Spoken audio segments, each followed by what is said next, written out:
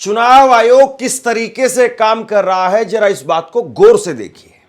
और केवल ये एक शख्स का मामला नहीं है, बल्कि 4 करोड़ 64 लाख लोगों का सवाल है।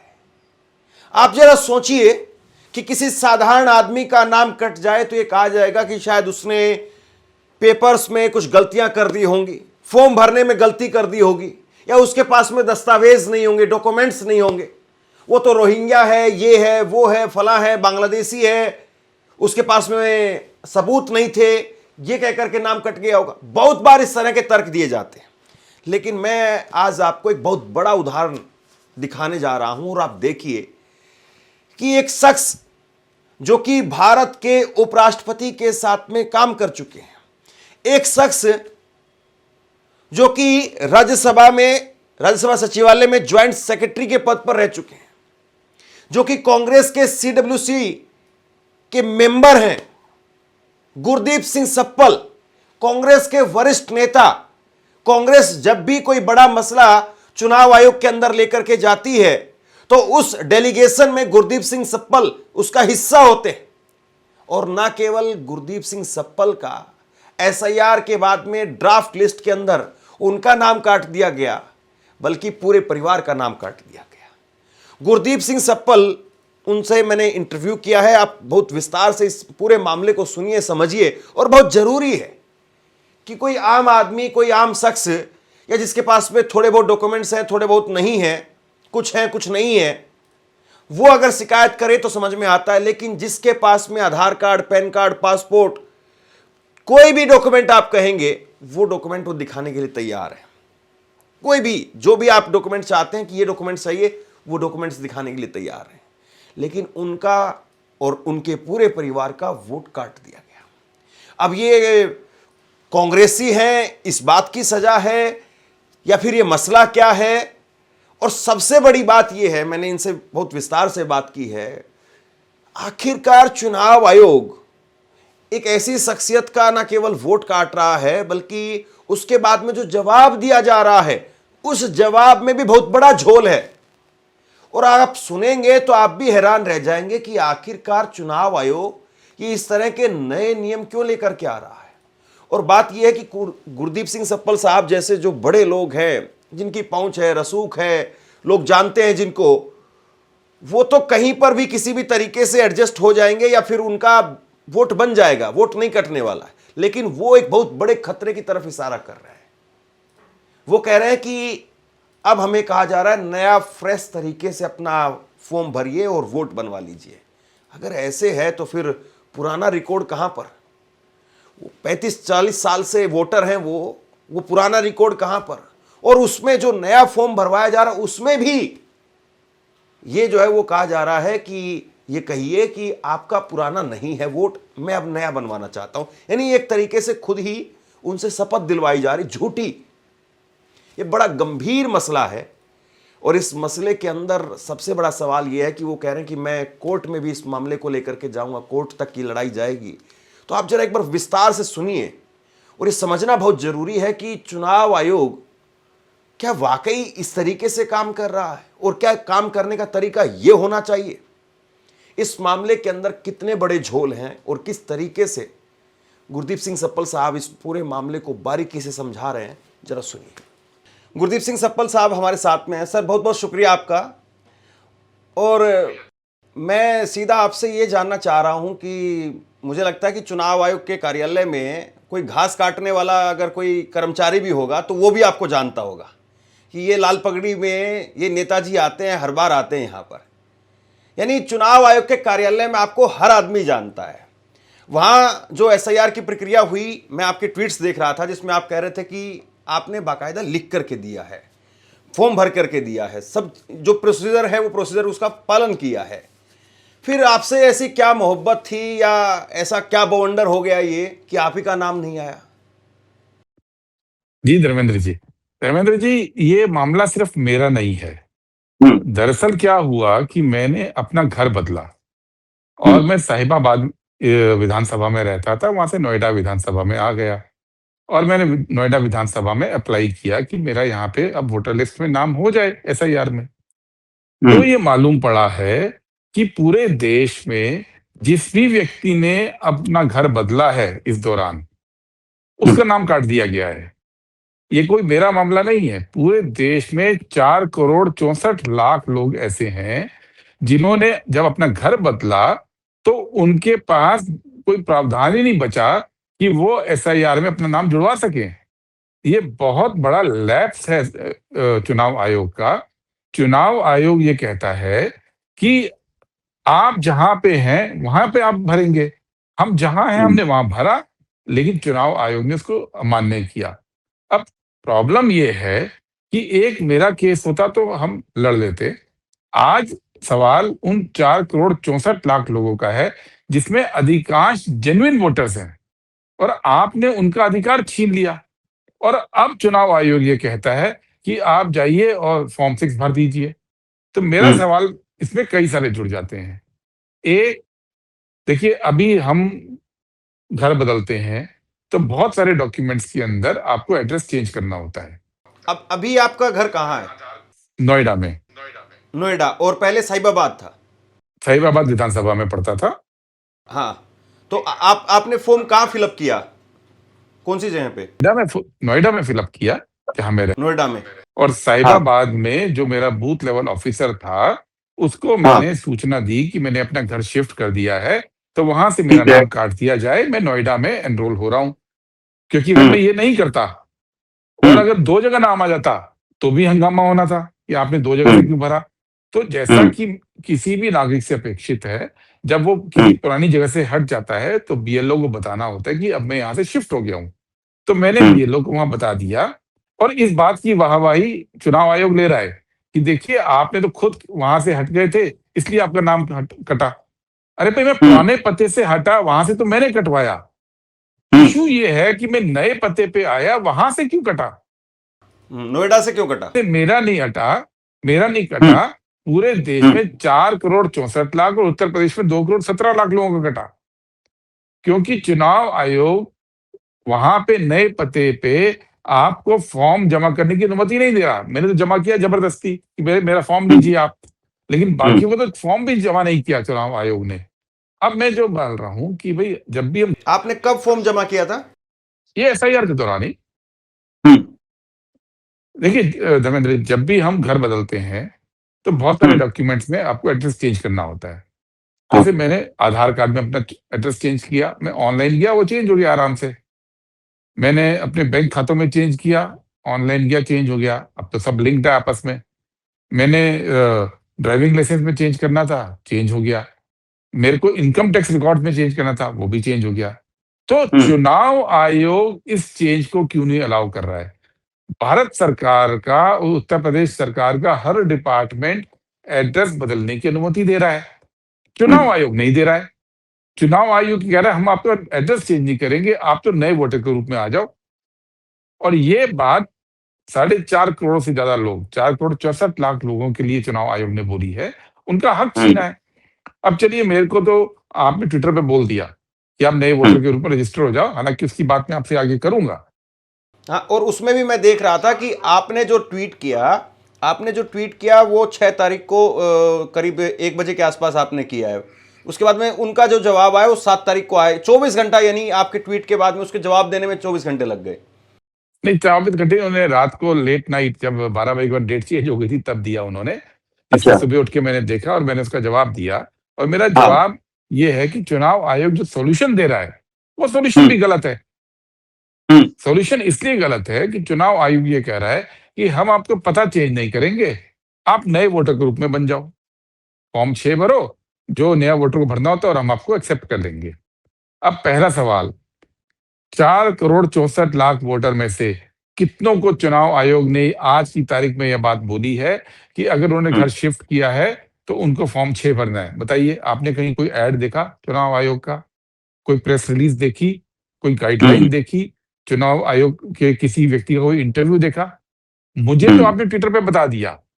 बाकी 4.5 करोड़ लोग जो बचे देश के अंदर, उनको चुनाव आयोग की उनके प्रति कोई जिम्मेदारी नहीं है। पहली बात तो ये है, उनको भी तो भरना है। दूसरी बात, मैं नया वोटर के रूप में क्यों भरूं? मैं तो 34 एड्रेस के चेंज करिए। मैं तो 34-35 साल से वोटर हूं, तो मेरा रिकॉर्ड है 34-35 साल का। अगर मैं नए वोटर के तौर पे भरता हूं तो वो रिकॉर्ड खत्म हो जाएगा। आज आप देखिए एसआईआर में चुनाव आयोग के निर्देश क्या थे कि जो 2003 की वोटर लिस्ट में है उनका दावा ऑटोमेटिकली मान रहे हैं, क्योंकि उनका एक रिकॉर्ड है पुराना। मेरा तो आप रिकॉर्ड ही खत्म कर दोगे, 4,64,00,000 लोगों का आप रिकॉर्ड खत्म कर दोगे, तो हम अपना पुराना रिकॉर्ड कैसे लाएंगे, जैसा चुनाव आयोग अभी भी एसआईआर में मांग रहा है। क्या चुनाव आयोग ये गारंटी देगा कि फ्यूचर में कभी भी रिकॉर्ड नहीं मांगा जाएगा? अगर मांगा जाएगा तो आपको कोई अधिकार नहीं है हमारा रिकॉर्ड खत्म करने का। फिर एक और भी बात है, अभी कल ही यूपी के अंदर चुनाव आयोग ने एक बताया कि वोटर मैपिंग नहीं हुई, इसलिए 1,04,00,000 लोगों को वो नोटिस भेज रहे हैं। ये 1,04,00,000 वो लोग हैं धर्मेंद्र जी, जिनका 2003 का रिकॉर्ड मैच नहीं किया। अगर हम नया वोटर बनते हैं तो भविष्य में हमारे साथ यही चीज दोबारा तो होगी कभी ना कभी, तो हम इसको क्यों एक्सेप्ट करें? फिर एक और इसमें प्रॉब्लम है, जब आज चुनाव आयोग की सलाह के बाद मैंने फॉर्म 6 निकाला, मैंने कहा मैं पढ़ूं तो सही, और मैंने उसको ट्वीट किया तो मैं दंग रह गया। उस फॉर्म के अंदर 2 शर्तें हैं। वो चुनाव आयोग का कहना है, उस फॉर्म में लिखा हुआ है कि आपको ये एफिडेविट सेल्फ अटेस्टेड वो देना है, आपको चुनाव आयोग को एक अंडरटेकिंग देनी है जो ये कहती है कि आज से पहले मैंने कभी भी चुनाव वोटर लिस्ट में नाम दर्ज कराने के लिए कोई एप्लीकेशन नहीं दी। ये सर्टिफाई करना है मुझे। मैं तो 34 साल 35 साल से वोटर हूं, तो मैं ये झूठा एफिडेविट कैसे दे दूं? मुझसे क्यों झूठ बोलने को बोला जा रहा है? और उसके बाद वहीं उसी फॉर्म में चुनाव आयोग ये भी बता रहा है कि अगर आप झूठा अंडरटेकिंग देते हो तो रिप्रेजेंटेशन ऑफ पीपल एक्ट में आपको 1 साल की सजा हो सकती है। तो आप ये क्यों कर रहे हैं? आप 4,64,00,000 लोगों को ये कह रहे हो कि आप झूठा एफिडेविट दो, और फिर कहते झूठा एफिडेविट देना गुनाह है, 1 साल की सजा है। तो ये चुनाव आयोग का ये कंफ्यूजन है, इसको मैं ले रहा हूं, बात मेरी नहीं है। बात ये है कि चुनाव आयोग के पास एक बहुत सीधा सरल सा सिस्टम था। आज तक कभी भी उसमें कोई कंट्रोवर्सी हुई नहीं कि कोई व्यक्ति जब पता बदलता था, फॉर्म 8 भरता था और बीएलओ जांच कर लेता था घर आके, और आपका वोट बन जाता था। अब इस सिंपल प्रक्रिया को चुनाव आयोग ने क्यों खत्म कर दिया एसआईआर में? एसआईआर तो पूरे देश के हर वोटर की मैपिंग है ना, हर वोटर को आप जोड़ रहे हैं। तो ये जो करीब 14% या 15% वोटर है जो शिफ्ट किया अपना घर, आप उसको क्यों छोड़ दिए? आप एसआईआर में दावा कर रहे हैं हर एक वोटर तक पहुंचने का, और 14-15% वोटर को आपने छोड़ दिया। और आज तो हर आदमी जो है वो कोई किसी की जॉब कहीं पर और लगी है तो वो आदमी शिफ्ट करता ही है। ऐसा तो जरूरी नहीं कि कोई आदमी अगर नोएडा में रह रहा है तो नोएडा में ही रहेगा, बिल्कुल लखनऊ जाएगा और कहीं और जाएगा।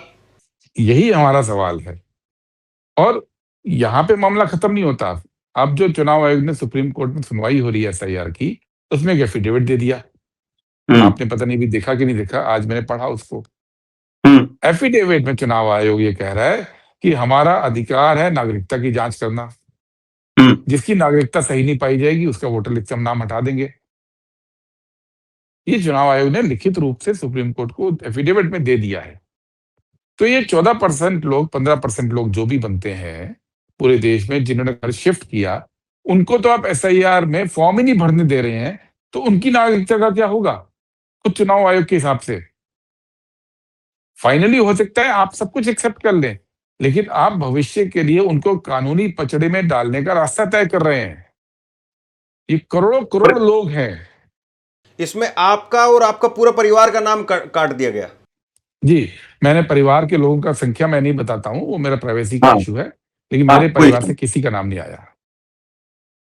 बड़ा अजीब एकदम मामला है, इसीलिए मैंने शुरुआत में कहा कि आप तो ऐसे शख्स हैं जो चुनाव आयोग कार्यालय में जो है जाते रहते हैं और फिर उसके बाद में आपका नाम नहीं आ रहा है, तो सोचिए आम आदमी कैसे लड़ाई लड़ेगा। नहीं, आप समझिए, यहाँ पे ये मायने नहीं रखता कि मेरी जान पहचान है या लोग मुझे पहचानते हैं, ये मायने नहीं रखता।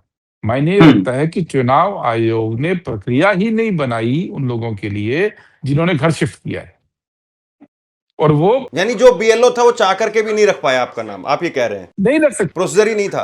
हाँ। यही बोले वो। हाँ, और ये मेरा सवाल नहीं है, ये गंभीर है। ये 14-15% देश के वोटर्स का सवाल है। अभी तक 4,64,00,000 ऐसे लोग चुनाव आयोग ने बता दिए कि ऐसे लोग हैं जिनका आपने फॉर्म एक्सेप्ट ही नहीं किया। तो अभी सिर्फ जो है वो उनकी तरफ से यही कहा जा रहा है कि आप नए वोटर के तौर पर आइए। तो हम नए वोटर क्यों बने? क्यों बने? आप हमारा रिकॉर्ड क्यों वाइप आउट करना चाहते हैं? मैं वो भी नहीं बनना रिकॉर्ड चाहूंगा, अगर मेरा अगर होगा या जिस कोई भी आदमी होगा तो क्यों नहीं, बनेगा? वो आज पहले तो हो सकता है हम इस पे आपत्ति ना भी करते, लेकिन एसआईआर ने तो साबित कर दिया ना कि पुराना रिकॉर्ड की वैल्यू है इस देश के अंदर। अगर आपका पुराना रिकॉर्ड नहीं है तो आपकी जांच अलग ढंग से होगी। ये तो एसआईआर का नियम है ना इसमें। ये हमने तो नहीं बनाया, चुनाव आयोग ने पुराने रिकॉर्ड की जरूरत पे जोर दिया है, और देश के 15% लोगों का आप रिकॉर्ड वाइप आउट करना चाह रहे हैं। यहां पे आपत्ति है मुझे। तो इससे आपको लग रहा है कि ये कल को फिर एसआईआर होगा तो उसमें ये फिर बल्क में इतने वोटर जो है वो निकल जाएंगे? ये भी एक अपने आप में डर वाली बात है। देखिए, एसआईआर हो या कोई भी नाम हो, क्या चुनाव आयोग ये गारंटी देगा इन 4,64,00,000 वोटर्स को कि भविष्य में आपका पुराना रिकॉर्ड हम कभी नहीं मांगेंगे?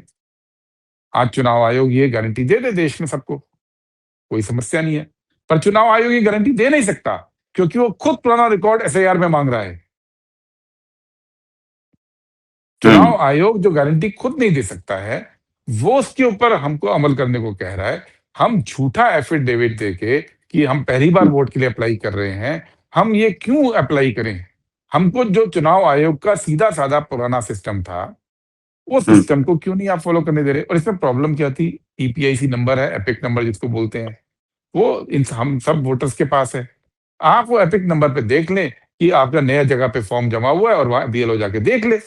इसमें कौन सा इतना पहाड़ है जो चुनाव आयोग इसको करने को तैयार नहीं हुआ? लेकिन इसमें जो है वो फॉर्म 8 की भी बात आ रही है कि जिसका अगर निवास बदला है या बदलना है या सुधार करवाना है तो उसमें फॉर्म 8 जो है वो भर सकते हैं।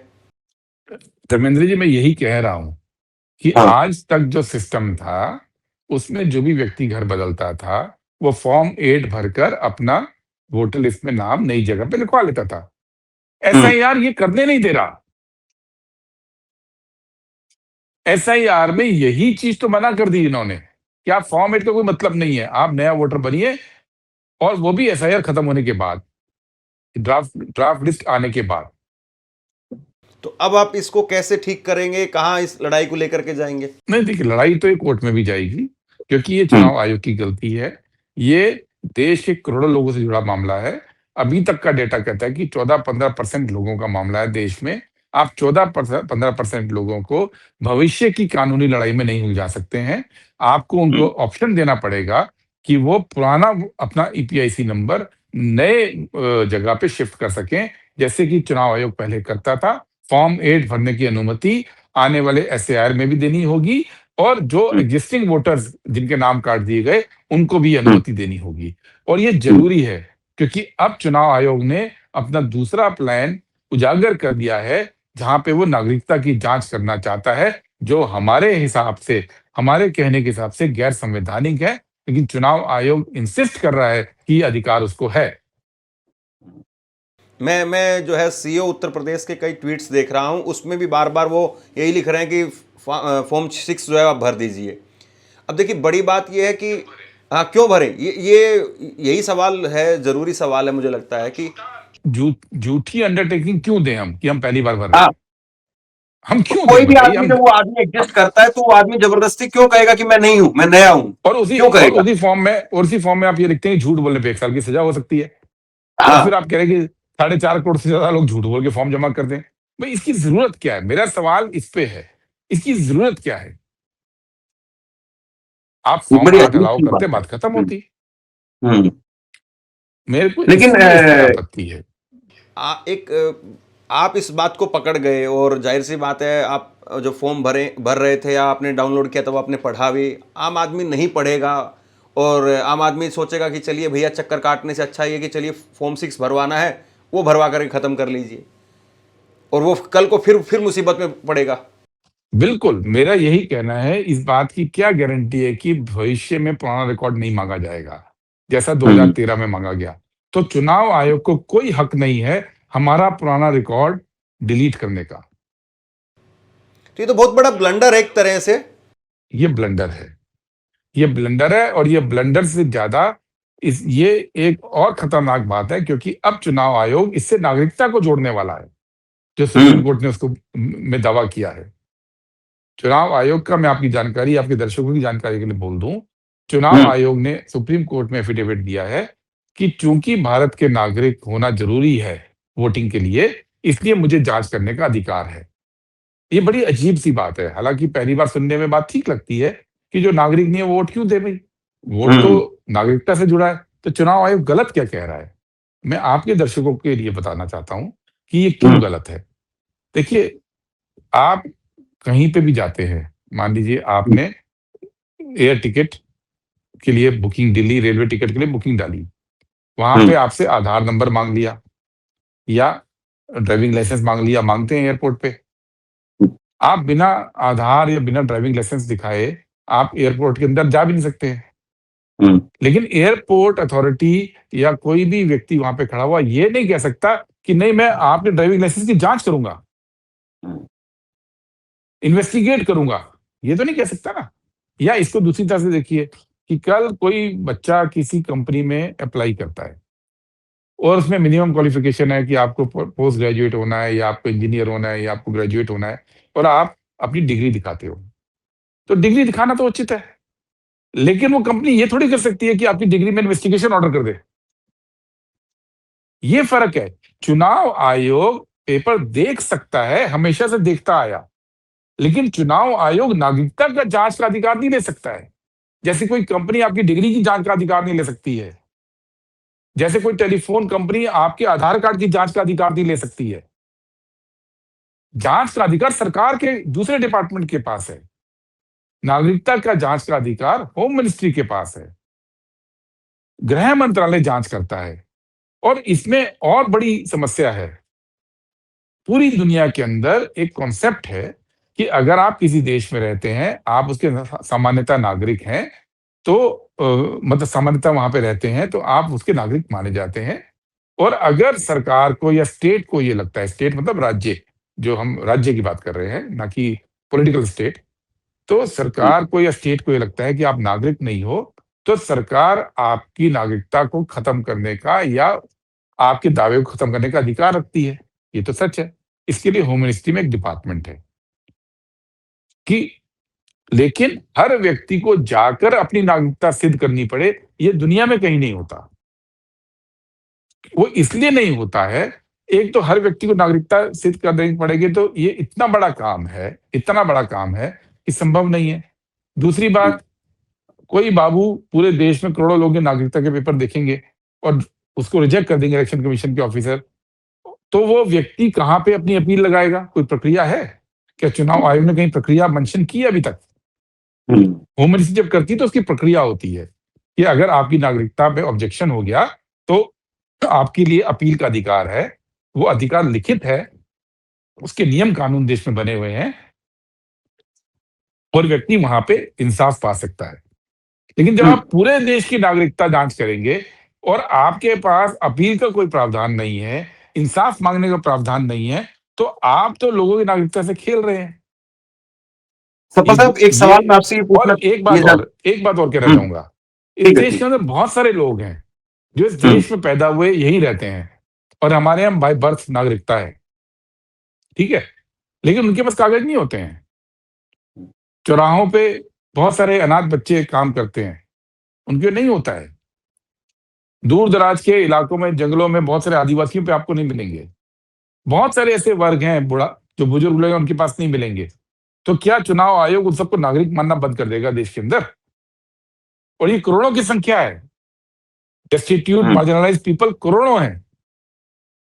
तो आप उनकी नागरिकता के ऊपर क्या खारिज करके उनकी सब सुविधाएं खत्म कर दोगे? उनको अगर कोई सरकारी मदद मिलती हो वो खत्म कर दोगे? ये पूरा मामला गड़बड़ है। इसलिए हम बार-बार कह रहे हैं कि चुनाव आयोग को एक अधिकार है कि वो पेपर देखे कोई नागरिक के और उसको वोटर में ऐड करे लिस्ट में। लेकिन उस पेपर की जांच करने का अधिकार नहीं है। ये दोनों बिल्कुल जुदा-जुदा चीजें हैं। ठीक है। सफल साहब, ये जो फॉर्म 6 और फॉर्म 8 वाला जो मसला है जो आपके साथ हुआ, ये बिहार में एसआईआर की प्रक्रिया हुई तो क्या वहां पर भी ऐसा था, या फिर अभी जो ये एसआईआर हुआ है इसमें केवल ऐसा है? नहीं, बिहार में भी ऐसा ही था, लेकिन तब इसको इस तरह पकड़ा नहीं गया। ये तो जब मेरा मामला मैंने देखा तब मुझे पता लगेगा भी ये तो अब समस्या क्या होती है कि आम व्यक्ति को समझ में भी नहीं आती इतनी बारीकी। ये बारीकी समझ वहां तो ये लगा कि चूंकि बिहार से बहुत सारे लोग माइग्रेट करते हैं दूसरे प्रदेशों में, तो उनका नाम कट गया होगा। ये लोगों ने मान के चला, ठीक है? और कोई अगर एक प्रदेश से दूसरे प्रदेश में जाके रह रहा है और मूल प्रदेश में उसका नाम कट गया तो इसमें कोई आपत्ति नहीं है। जैसे मैं भी अगर साहिबाबाद से नोएडा विधानसभा में शिफ्ट हुआ और साहिबाबाद में मेरा नाम कट गया तो इसमें कोई आपत्ति नहीं है मुझे। मैंने खुद बोला नाम काटने को। लेकिन ये लोगों को नहीं मालूम था कि नई जगह पे आप नाम रजिस्टर नहीं कर पाओगे। ये बिहार में भी हुआ, लेकिन तब ये पकड़ा नहीं गया। ये तो जब अब नोएडा में बहुत सारे लोग यूपी के अंदर ही दिल्ली से नोएडा या गाजियाबाद से नोएडा या नोएडा से मेरठ शिफ्ट होते हैं या मेरठ से नोएडा शिफ्ट होते हैं, तो ऐसी बहुत बड़ी संख्या है लोगों की। जब उनका मामला आया तब पता लगा कि ये तो अलाउ ही नहीं कर रहा चुनाव आयोग।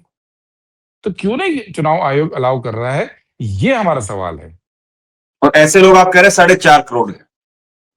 चुनाव आयोग ने जो डाटा दिया है कि मिसिंग और माइग्रेटेड लोग जो आए हैं वो 4,64,00,000 हैं एसआईआर के इस फेज में, और उत्तर प्रदेश में 2,17,00,000 है। तो अब आप इसे सुप्रीम कोर्ट में लेकर के जा रहे हो, वहां चैलेंज करेंगे? नहीं, सुप्रीम कोर्ट में जो सुनवाई चल रही है वहां पे इस बात को जरूर उठाया जाएगा, बिल्कुल। लेकिन मैं उम्मीद करता हूं कि उससे पहले चुनाव आयोग खुद इस बात का संज्ञान ले, क्योंकि ये कोई ऐसी डिमांड नहीं है जिसमें चुनाव आयोग को कोई आपत्ति होनी चाहिए। हमारी डिमांड क्या है? हमारी डिमांड बड़ी सिंपल है कि अगर एक व्यक्ति एक जगह से दूसरी जगह शिफ्ट हुआ तो वो दूसरी जगह अगर फॉर्म भरता है तो फॉर्म 8 का जो आपका नियम है उस नियम को आप लागू कर दीजिए। वो आप ही का पुराना नियम है, उस पे फॉर्म भरने दीजिए और बीएलओ आगे जांच कर ले। ये बड़ी सिंपल सी डिमांड है। इसको चुनाव आयोग को क्यों नहीं मानना चाहिए, ये मेरा सवाल है। बिल्कुल। और इसमें कोई ऐसी वजह भी समझ में नहीं आती है कि इसको ना माना जाए। कोई ऐसी वजह भी सामने नहीं आती। हाँ, मुझे भी नहीं आती है। मुझे भी नहीं आती है। मुझे भी लगता है कि ये मामला जो है वो बिल्कुल सीरियसली लिया जाना चाहिए और तुरंत इसमें हस्तक्षेप करके चुनाव आयोग की तरफ से खुद। बहुत बड़ी संख्या है ना, देखिए 14-15% लोगों की बात है। बात मेरी व्यक्तिगत नहीं है। मैं फिर से बोलता हूं कि मैं प्रिविलेज्ड लोगों में माना जाऊंगा जिसके जान पहचान है, जो अपना काम करवा सकता है। लेकिन करोड़ों लोगों को ये कौन बताएगा कि अब उनको अपना नाम कैसे जुड़वाना है? मैं उनकी बात कर रहा हूं। मेरा अपने केस से मुझे सच्चाई पता चली, लेकिन सच्चाई तो उन करोड़ों लोगों की और है। उनके लिए चुनाव आयोग कुछ नहीं कर रहा है। ये मेरी समस्या है। बहुत बहुत शुक्रिया सर, आप आए और आपने अपनी बात कही। और ये बहुत सीरियस जो है वो मसला है, और इस मामले में चुनाव आयोग की तरफ से कब जो है वो एक्शन दिखाई देगा, ये अभी सवाल बाकी। बहुत बहुत धन्यवाद सर, थैंक यू। आपसे कुछ कहना चाहता हूं। आज के वक्त में पत्रकारिता करना कितना मुश्किल काम है, लेकिन अगर ऐसे में भी कोई आपकी खबर दिखा रहा है, कोई आपके मुद्दे पर बात कर रहा है, तो आपको भी उसका साथ देना चाहिए। अगर आपको लगता है कि मेरी पत्रकारिता सही है, मैं आपके लिए आपकी खबर वो दिखा रहा हूं, तो ऐसे में आप मेरा सहयोग कीजिए। आप इस वीडियो को जब लाइक करेंगे तो लाइक के साथ में ही एक थैंक्स का बटन आपको दिखाई देगा। उस थैंक्स के बटन पर आप क्लिक कीजिए और जो भी सहयोग राशि दे सकते हैं वो दीजिए। दूसरा, आप चैनल को ज्वाइन कर सकते हैं और चैनल को ज्वाइन करके भी मुझे मदद कर सकते हैं।